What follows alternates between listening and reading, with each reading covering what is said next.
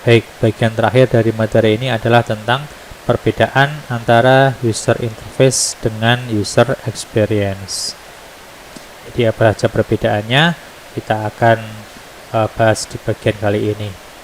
Mana materinya saya ambilkan dari sebuah judul UX doesn't happen on a screen, it is in the mind. Karangan atau tulisan dari John Whelan, PhD. Kemudian user experience design dari HQ. Oke, materi sebelumnya kita sudah membahas tentang user interface. Nah, ada beberapa istilah yang berkaitan dengan user interface. Di antaranya ada istilah responsive design.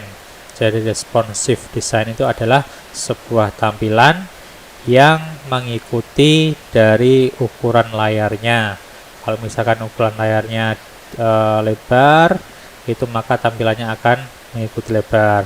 Tapi kalau dia kecil menggunakan smartboard, tampilannya juga ikut kecil semua, tapi semua kontennya tetap terlihat, tidak terpotong gitu ya. Jadi itu responsif. Jadi tampilannya mengikuti ukuran dari layar.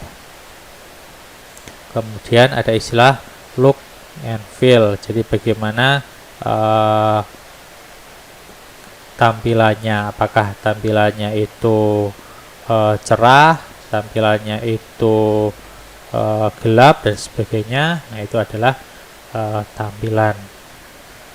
Kemudian ada interaction design. Jadi bagaimana berinteraksi dengan pengguna, apakah menggunakan sentuhan atau touch, apakah menggunakan mouse dan sebagainya. Nah, itu adalah interaksi. Nah, itu beberapa istilah yang berkaitan dengan user interface. Lalu apa bedanya antara user interface dengan user experience? Jadi ini ada sebuah contoh, misalkan produk yaitu mobil.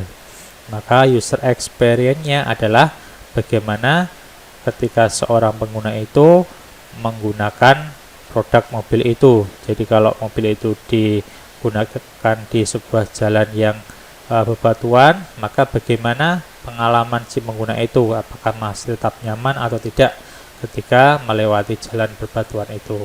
Nah, itu user experience.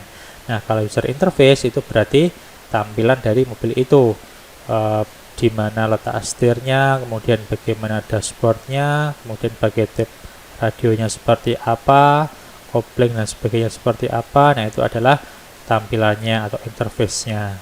Nah, itu adalah perbedaan antara user experience dengan user interface.